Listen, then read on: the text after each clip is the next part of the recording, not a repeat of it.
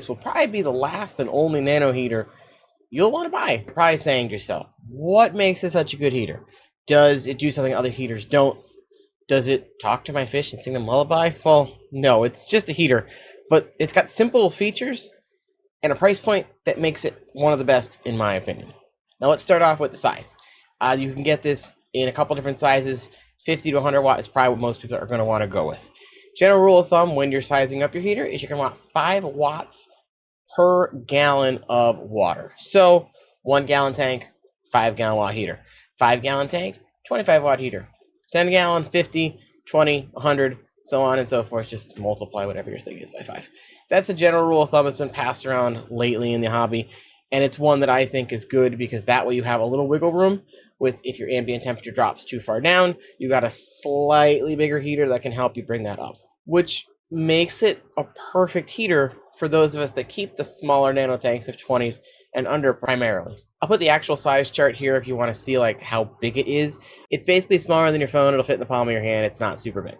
So what tank did I test it on? I threw it in a 10 gallon fish tank in the wintertime with my windows open, and with them open, blowing cold air in, it still held at about consistently 10 degrees warmer than the ambient temperature of my room. I did, however, have to stick it in this 40 gallon tank right over here when I had catastrophe strike. Being outclassed, it did struggle to bring that temperature back up to about 77 degrees when it dropped to around 60 or a little lower. It was going up about 2 degrees every 45-ish minutes. But once it got up to that 77 that I had set it at, it maintained there no issue at all, which is another reason I'm recommending this, because this heater was a lifesaver. Because of course I had no spare heaters left over because I had used the last one when my other one burnt out. So always keep spare heaters on hand too.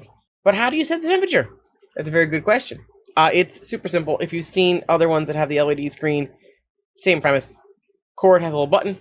Press the button, adjust it up and down where you want.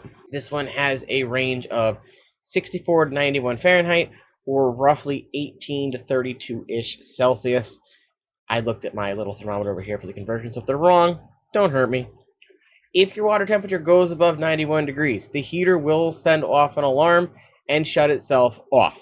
Otherwise, if it gets the temperature you want, it kind of just goes into that standby mode like most heaters, and will just turn back on if it detects the temperature drop. It, like many other heaters of this style, does have the LED display screen with the heater, where it will show you the temperature you set it at and also what the temperature of your water is.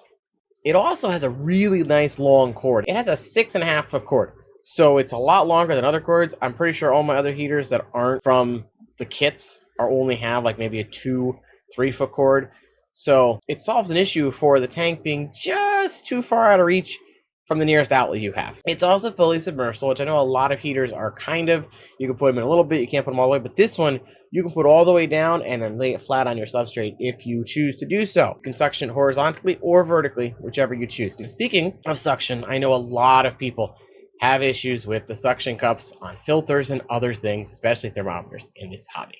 Had this in the tank for 6 months now, had it in another tank for 6 to 8 months before that. I never had an issue with the suction cups. Other things, like filters, suction cups don't hold well. This, I've not had a problem. I don't know if that's just because the weight is more distributed, whereas it's a little more front heavy, but these suction cups have stuck to the glass, and I've not had any other issue with it losing cling after a couple weeks. And probably one of the best parts is you can clean them.